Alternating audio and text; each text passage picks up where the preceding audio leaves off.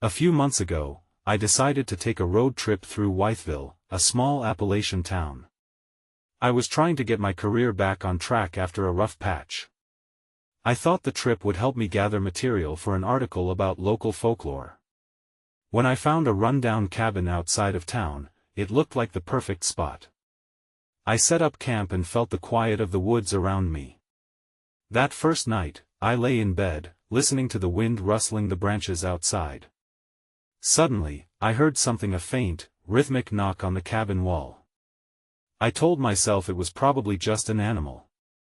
I tried to ignore it, but my curiosity got the better of me. I listened closer.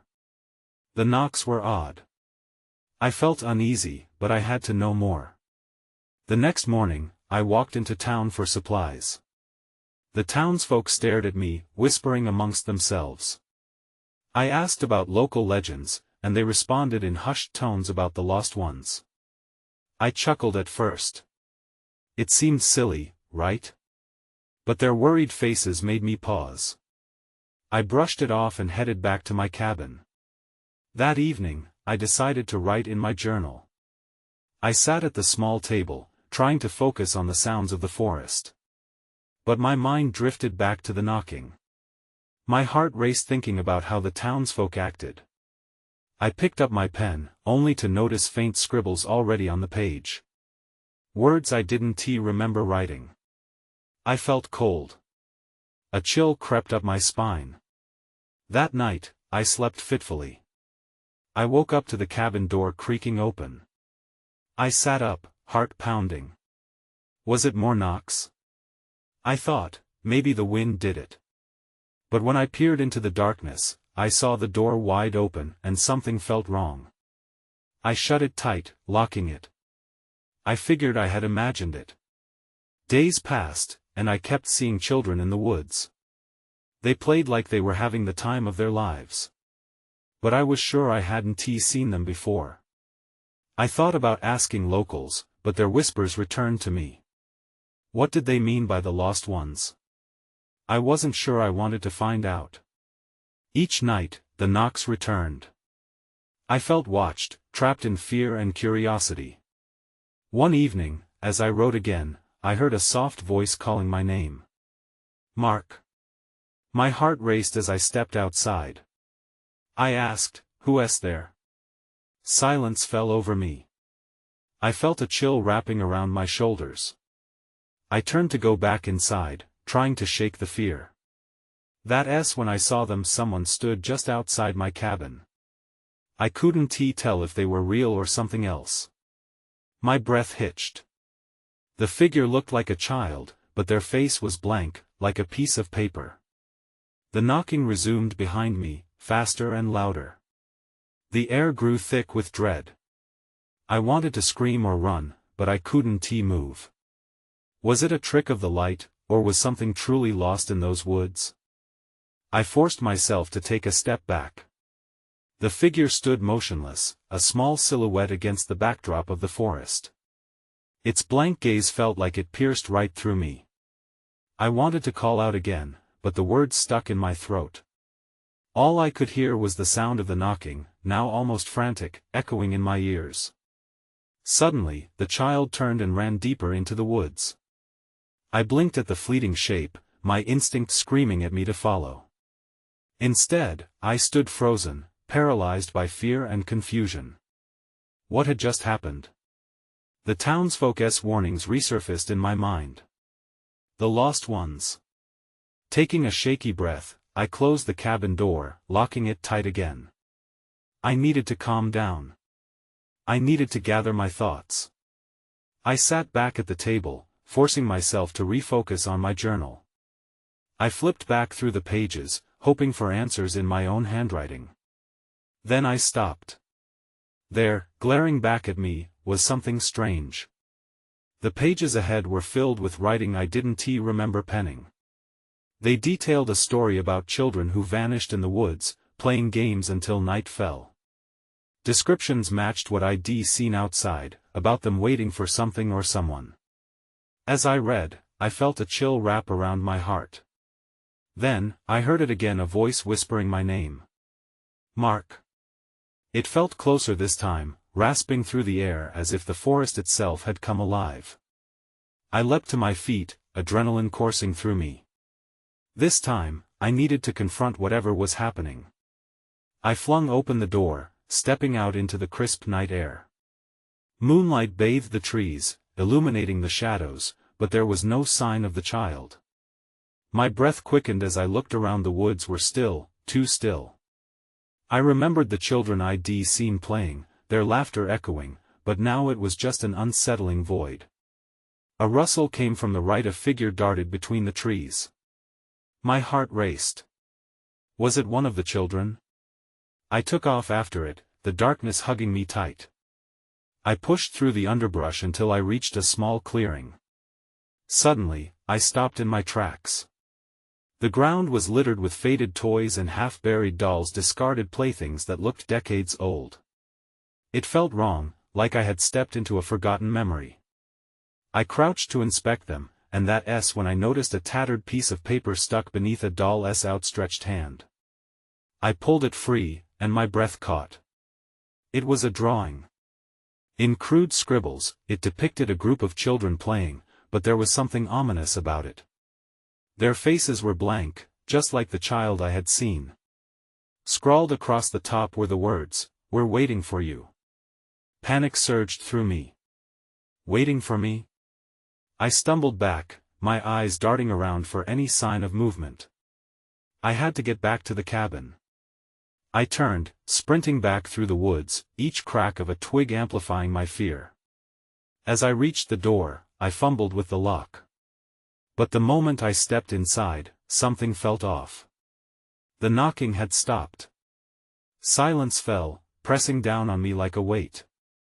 I was not alone. Someone or something was in the house with me. I sensed it then, cold breath against the back of my neck. I spun around, heart pounding. The cabin's interior was just as I'd left it, dimly lit and filled with my scattered belongings. But the air felt different, thick and charged. I could almost taste the tension. I wanted to scream, to call out, but my voice had abandoned me. That icy breath was gone, but the feeling of being watched didn't fade. I scanned the room, muscles tense. Who's there?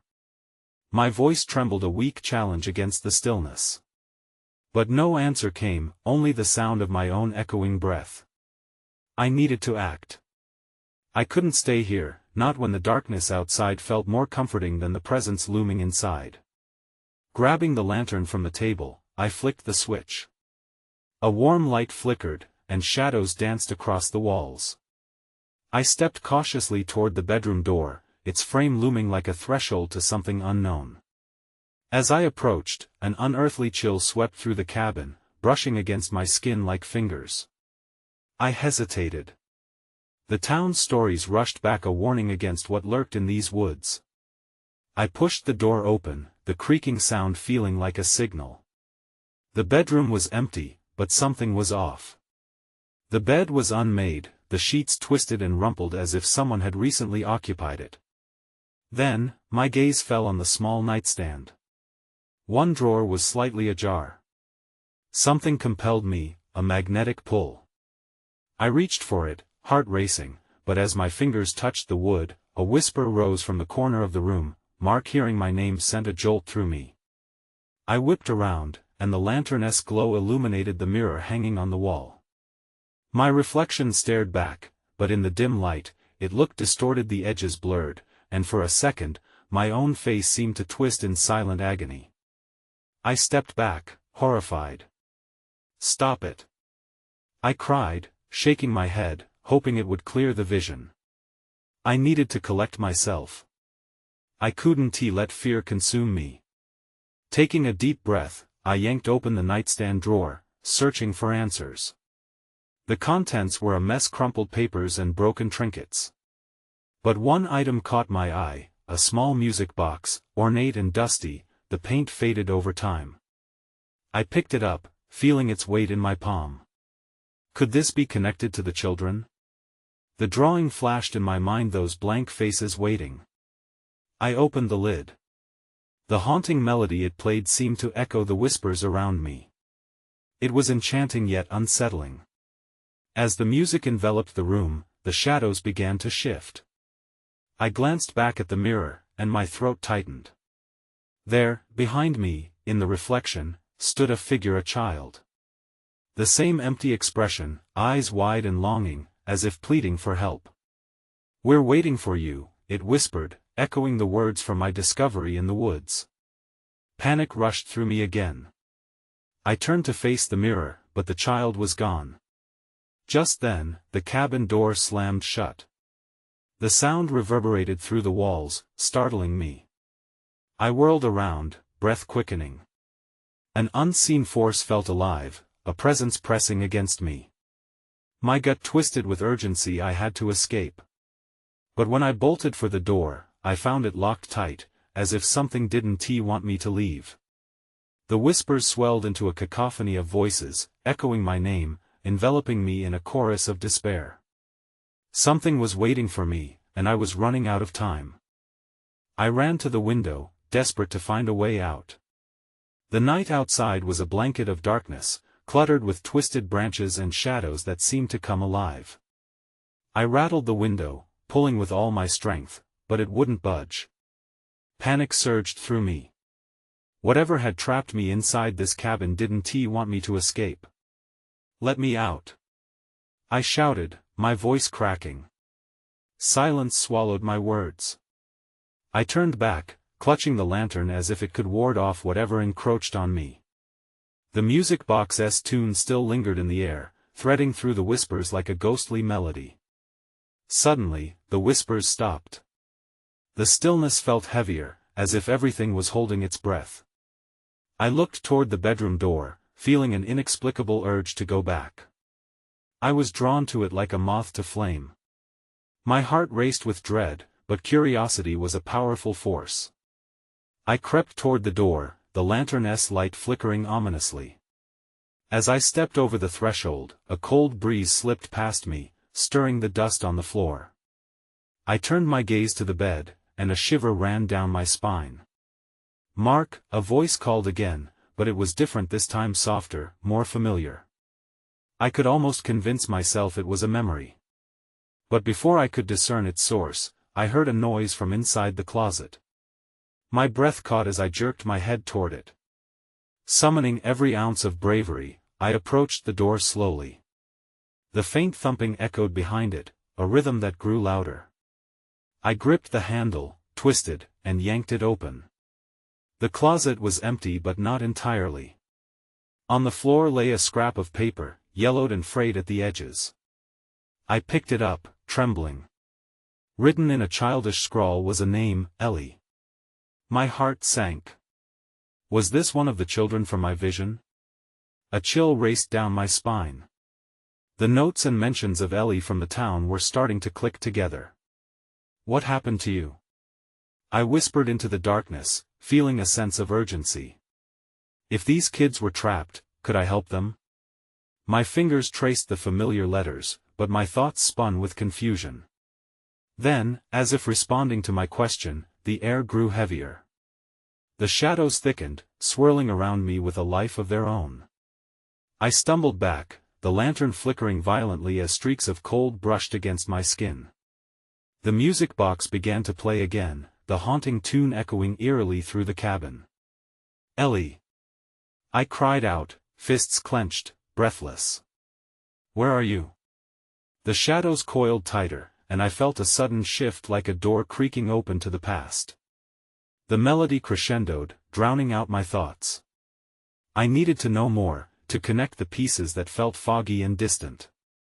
But just as swiftly, the music halted. The whispers returned, and now they were frantic, overlapping each other, each voice dragging me deeper into this nightmare. I clutched the lantern like a lifeline, heart pounding. Then, from behind the wall, a soft voice drifted through. "They'll forget you if you don't come," it urged. The panic ignited again. "Who will forget me?" I stammered, the walls closing in. I had to find Ellie to learn what had happened and break this loop. But the sensation of being observed intensified, as if the cabin itself was alive, watching, waiting for my next move. I'd have to find strength I didn't know I had. Just then, a strong wind blasted through the cabin, extinguishing the lantern's light. Everything plunged into darkness. The whispers grew louder, and as they did, an ominous realization fell over me: I was not as alone as I thought. And I was running out of time. The darkness wrapped around me, thick and suffocating. I had lost all sense of direction, but I could still hear the whispers.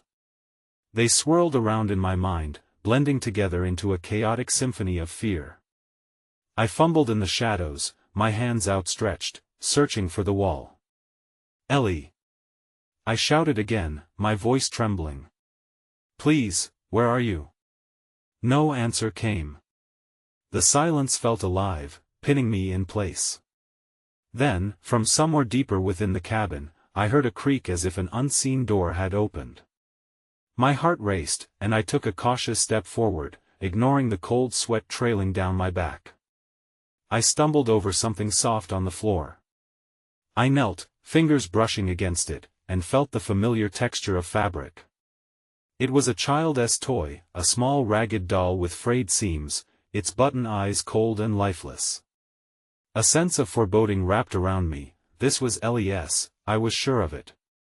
Something was pulling me deeper into the cabin, urging me towards that unseen door I'd heard creaking. Despite my fear, my instincts kicked in, propelling me forward. I couldn't hesitate. If there was a chance to find Ellie, I had to take it. I moved towards the source of the sound, cautiously stepping over the doll. Suddenly, the whispers escalated into a cacophony.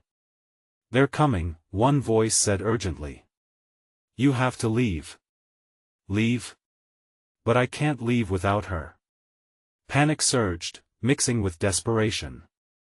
The darkness thickened around me. I could almost feel a presence, something looming just beyond my sight. Then, a faint light flickered ahead. I squinted through the gloom, the glow pulsating like a heartbeat. I hurried toward it, uncertainty gnawing at my gut. As I got closer, the warmth enveloped me, soothing my frayed nerves. It was a doorway. I peered through, heart hammering. What I saw sent a chill through my bones.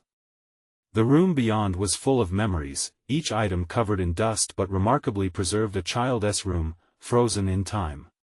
An old bed lay against the wall, toys scattered across the floor, and walls adorned with childish drawings, one of them depicting a little girl with dark hair, joy radiating from her face. "Ellie?" I called softly, stepping through the threshold. As I entered, the door behind me slammed shut, rattling the walls.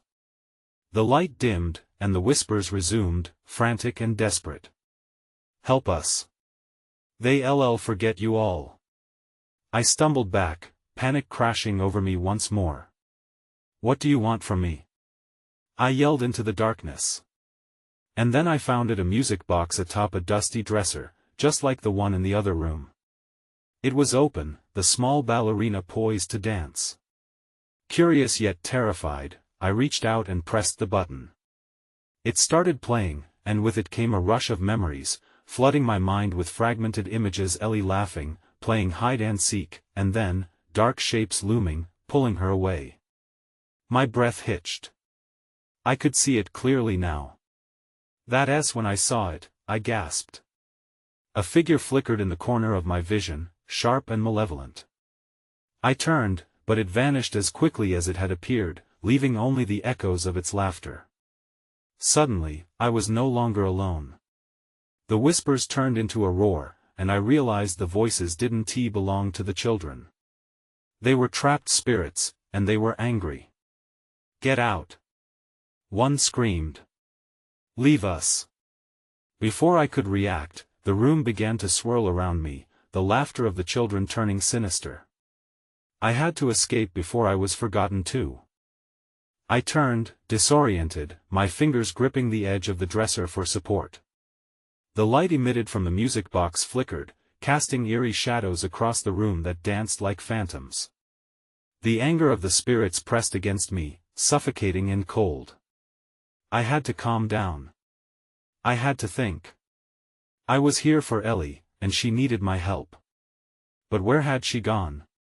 The room began to spin more violently, the sounds of laughter morphing into cries. I stumbled backward, nearly tripping over the old bed. I could see more clearly now.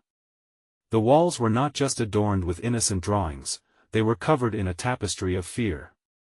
Dark figures crept through the edges, creeping into the sunlight like ink spilling across paper.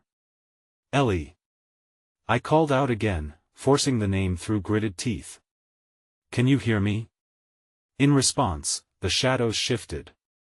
I squinted into the darkness and caught a glimpse of something moving beneath the bed. I crouched down, heart pounding, and peered closer. It was a small hand, pale and cold. My breath caught in my throat, and hope surged through me. Ellie? I whispered. The hand withdrew, and I felt a rush of icy air. Don't. A voice hissed, sharp and urgent. You mustn't follow. Confusion flooded my mind. Who are you? What do you mean? It's not safe. The voice cracked like thunder. I looked back, trying to find its source. I felt phantom fingers brush against my cheek, cold as death. Just then, an object fell from the bed, rolling towards me, an old, weathered photograph. I picked it up in shaking hands and squinted at the faded image. It was a picture of a family, a mother, father, and 2 children. One of them had dark hair, just like Ellie. My heart ached. Will you help us? The voice asked, trembling through the room, desperate and fragile. I couldn't tell if it belonged to the girl or one of the spirits. I had to decide. I can't leave without her. Suddenly, the air turned sharp. The shadows thickened, and I felt a weight pressing down on my chest. The music box's melody twisted, warped into a haunting tune that echoed through the cabin. A figure started to materialize in the corner, a tall, shadowy shape with a menacing grin. Leave now, or join her. It growled, voice dripping with malice. I froze, fear gripping my limbs. I could sense the hostility simmering in the air. But I had to try. Ellie! I screamed louder, desperation fueling my voice. The figure inched closer, stretching long arms, as if to reach for me. Panic surged. I turned, eyes darting around the room. That photograph, the family. What happened to you? I choked out, my mind racing. And then, in an instant, a realization struck me, a connection I hadn't seen before. The dark figures painted on the walls, the lost spirits, they were all tied together, somehow woven into this place, into Ellie's disappearance. The music box stopped, the shadows shuddered, and the room plunged into suffocating silence. My lips trembled. I needed to understand what had happened to them all. A plan started to form in my mind. But before I could act, the door I'd entered through crashed open, and cold wind swept in, snuffing out the light. My heart dropped. Something was coming for me. The door slammed against the wall, revealing a dark figure silhouetted against the night. I squinted, trying to discern its shape through the swirling shadows. My instinct screamed at me to run, but I stood frozen, heart racing. What are you? I stammered, every fiber of my being feeling the danger that loomed in the room. The figure stepped forward, the air colder around it. It was a man, or at least what was left of one. His eyes glinted with a piercing intensity that seemed to draw me in, while his features were twisted into a grimace of pain. I could feel him searching for something in me. Whatever it was, I didn't want to find out. Ellie! He growled, voice gravelly and low. You shouldn't have come here. I took a shaky step back, but my legs felt stuck. I'm not leaving without her, I said, louder than I felt. Foolish choice, he spat. They're angry. You can't save her. He was moving closer, yet I could almost feel the pull of something from the shadows behind him. The shadows were alive, swarming and whispering. I felt the air thicken, as if I were drowning in a black ocean. Why are you here? I pleaded, pushing the words out despite my racing heart. What happened to her? The man paused, his eyes narrowing, perhaps realizing my determination. They trapped her, he said slowly, as if weighed down by each word. The shadows they feed on fear. She's lost in their grasp. It will consume you too. Then help me. I shouted, a frantic plea bursting from my throat. I can't. He hissed. I'm trapped here too. We all are. This place is a prison, and once you enter, it never lets go. In that moment, something inside me shifted. Anger surged through me, mixed with desperation. Then let me free you, let me find Ellie. Suddenly, the music box started again, the haunting melody filling the air. The man's expression shifted, fear overtaking his features. No, no. You don't know what you're doing. I shook my head, focusing on the music. The tune had a rhythm that resonated deep in my bones, familiar yet twisted. It was more than just sound, it felt like a call. I took a deep breath and began to approach the center of the room, feeling gravity pull me closer to the music. Stop! He yelled, but my feet moved, almost as if guided by an unseen force. The shadows began to writhe, and the figure lunged forward to grab my arm. His grasp was cold, like ice burning into my skin. But as he touched me, I felt a sudden surge of clarity. The shadows were not just a warning, they were a doorway. The music turned frantic, urging me forward. That's when I saw it, I gasped. A door slightly ajar appeared on the far wall, illuminated by a faint light glowing from within. The man's grip faltered, and I broke free, adrenaline coursing through my veins. I ran towards the door, the music growing louder, drowning out the chaos behind me. I had to reach it. If Ellie was beyond that door, then I would tear through whatever lay in my way. As I pushed the door open, a blinding light engulfed me. In a heartbeat, I stepped inside, not knowing what awaited. But I was ready to face it. The light receded slowly, revealing a new space that felt both familiar and unsettling. I took a cautious step inside, adrenaline still surging through me. It was a room, but not like anything I had seen before. The walls were lined with portraits, their subjects frozen in expressions of terror, as if they had witnessed something horrific. I gazed at the paintings, unnerved. One in particular caught my attention. A girl sat hunched in a corner, shadows swirling around her. The resemblance to Ellie was striking. My heart raced. Was that her? Ellie? I called out, my voice trembling as it echoed through the silent room. No response. Just the creaking of old wood and the faint melody of the music box still playing from somewhere nearby. I realized the sound was guiding me, almost like a beacon. I turned away from the portraits and followed the sound, determined to find her. As I moved deeper into the room, I noticed the air grew heavier. The shadows began to shift, creeping along the walls, stretching toward me like fingers trying to pull me back. I took a deep breath and pushed forward, the music growing louder with each step. Then I saw a door at the end of the hallway, slightly ajar, light pouring from the crack. I felt an overwhelming urge to reach that door, but before I could take another step, something caught my eye. A shadow flitted past me, swift and silent, almost too quick to see. I halted, fear gripping me. "Who's there?"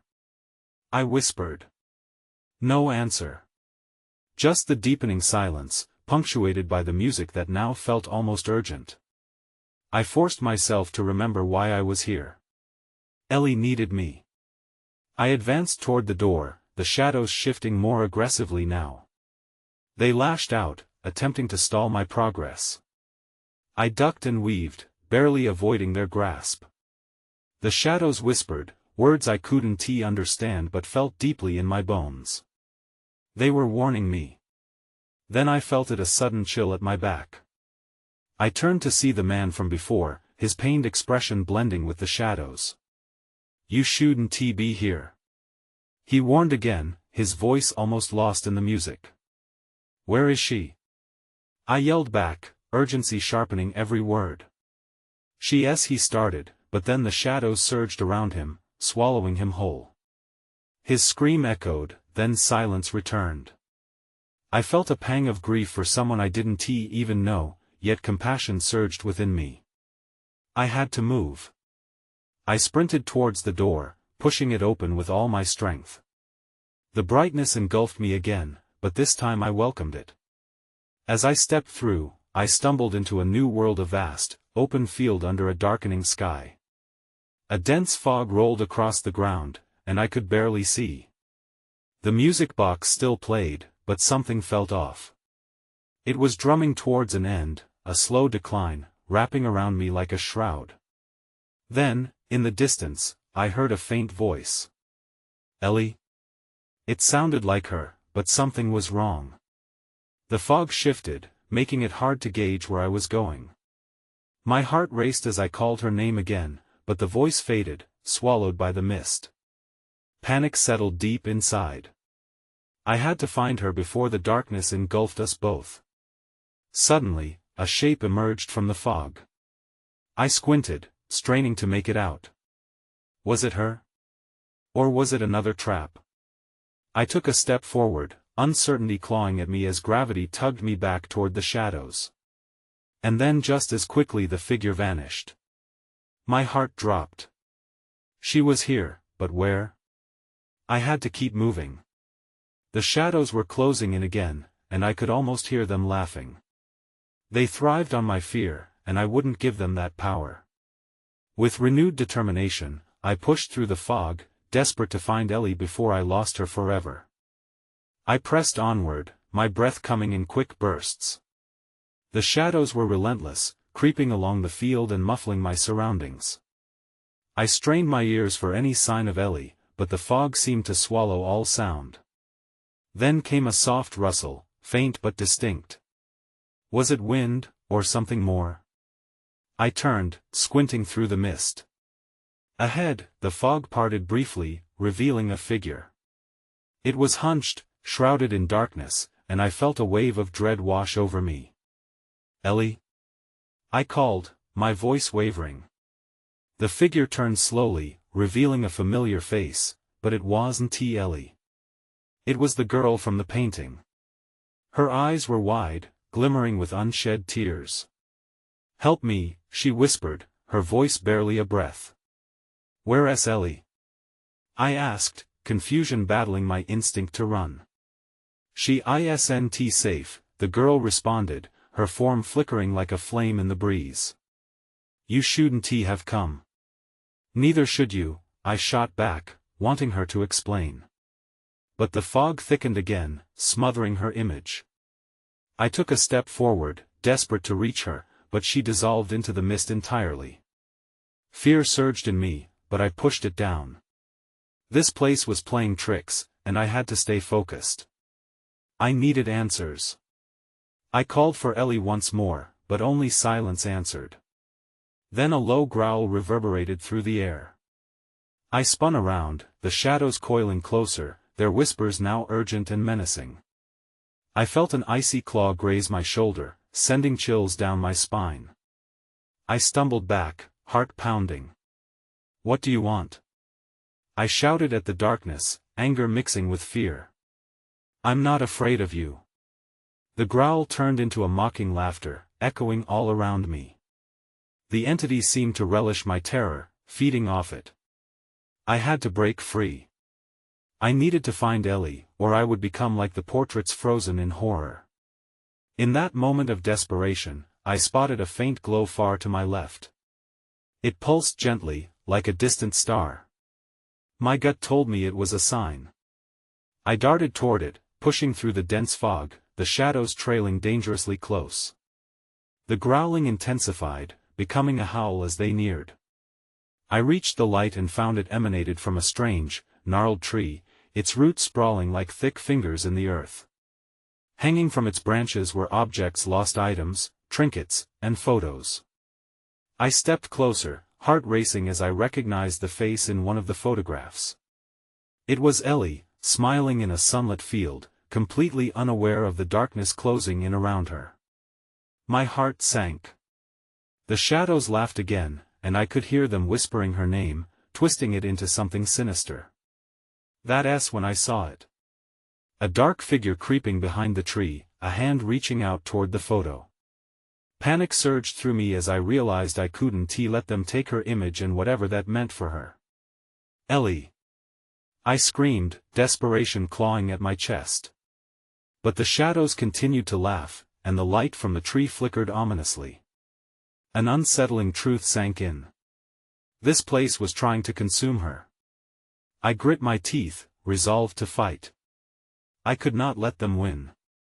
I lunged forward to snatch the photo from the tree, hoping it would give me the strength to resist the shadows.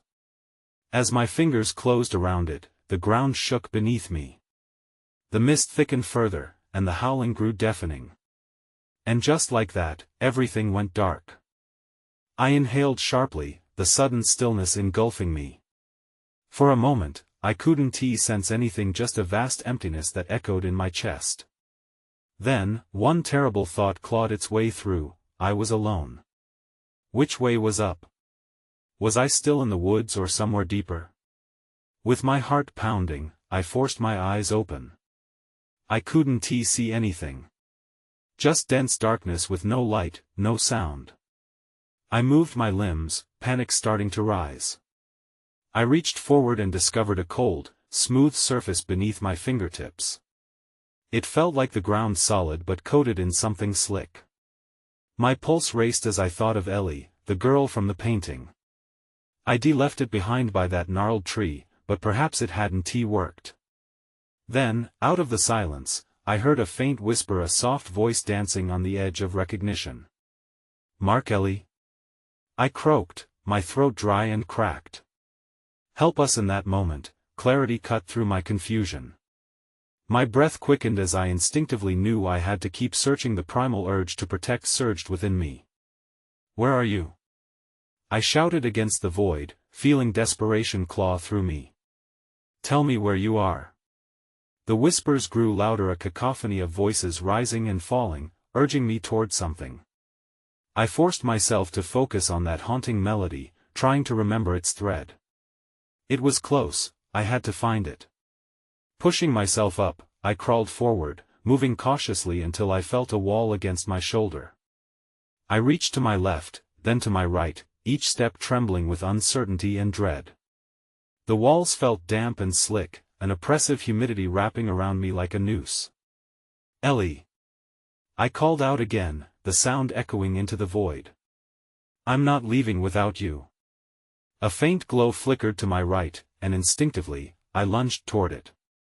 I stumbled forward, heart racing, until I broke through the weight of the darkness and into a space drenched in dim light. My knees gave way as I collapsed in a small clearing. Ahead of me stood the gnarled tree. But it looked different now, almost alive, its branches reaching and swaying, and beneath it lay scattered photographs and lost toys, much like the ones I'd seen before. Ellie! I looked around, but the glow seemed to pulse, almost beckoning me closer. It felt like the very heart of this place, an anchor for everything that was lost. As I reached for one of the photographs, I noticed it, the familiar face grinning back at me, unknowing of the lurking malevolence. I clutched it to my chest, determination blazing inside me. I'm here. I won't leave you behind. Suddenly, from the shadows, figures lurched forward, dark forms coiling like smoke, anguished faces contorted by desperate whispers. You shouldn't have come. They shouted as one, while the chilling wails surged from all sides. But I held firm. Although fear gripped my heart, a flicker of defiance kindled within me. You will not take her. I cried. My voice shattered the cacophony like glass. The oblivion around me surged with energy, the shadows screeching as they recoiled. I felt their grip weaken, the air shifting, cracks appearing in their dark facade. I lunged for the music box, hearing its melody rise again, alongside the rising cacophony of whispers that twisted into a crescendo. Together! I shouted blindly into the darkness. We break free. The shadows whirled violently, clashing against the vibrant light of the tree. As the melody shifted, growing bolder, the bond surrounding me began to fracture. I could feel Ellie's presence before me like a warm embrace. Mark, the sweet, familiar voice echoed through the chaos. "Ellie!" I yelled, thrusting the photograph toward the shadows. "We are not forgotten." The shadows lunged for me, but it was as if the music itself painted a barrier, pushing them back. The light stained the darkness with color, illuminating the realm. Figures from the photographs shimmered, stepping out of their frames to join my plea. They drew nearer, merging together until I could see them clearly. There were children, trapped behind the fear of these shadows, and then Ellie emerged from the fog, the warm glow illuminating her beautiful features. I reached out, desperate to grab her hand, feeling the flicker of hope since our connection was weak, but I would fight for both of us. Just as I felt our grips intertwine, a piercing scream erupted from deep within the shadows. The ground shook violently, rattling around us like an earthquake. It felt as though everything we had built was about to collapse. "Run!" I urged Ellie, and we turned to flee as the shadows lunged blindly, desperate to cling onto their prey. We raced back toward the shimmering light of the tree, adrenaline fueling our desperate escape. With every step, hope surged like flame, chasing the darkness further back until it could no longer catch up. The ground transformed under us, bursting with color, a spectrum that swallowed the shadows whole. I could feel our spirits intertwining, threading a bond that could not be broken. The shattering of darkness spun around us, the oppressive weight melting away as we fell into a blinding light. The last whisper echoed in my mind. "You are free." With a gasp, I awoke. Sunlight streamed through the cabin's windows, surrounding me in warmth. I lay on the floor, remnants of twisted shadows trailing off like smoke into the corners. I shot upright, panic flooding my senses, but there was no darkness. I rushed to the door and flung it open. The forest stood serene, filled with soft sunlight and chirping birds. The horrors of the night faded like a dream, and yet a weight still hung in the air. I stepped outside, taking in the scenery, the cabin, the trees, the road ahead. But deep inside, I knew I wouldn't forget the children, the lost ones. The connection we forged felt like an echo, their faces still haunting my heart. I turned back to the cabin, glancing at the music box resting on the table, its melody still carrying a whisper of longing. Perhaps they had been freed, but I couldn't help but wonder how many remain lost. Even after I'd escaped, the questions lingered in my mind, the unsettling reminder that some darkness remains hidden, waiting for its next chance. I moved to a different town soon after, letting the memories settle deep within, a reminder that some places hold more than just tales, they bear the weight of souls tethered between realms. I never spoke of that night again. Sometimes, at the edge of sleep, I hear echoes of laughter, not just sadness, but of children claiming their place in this world. Though I try to shake it off, I wonder if I will ever truly make my peace.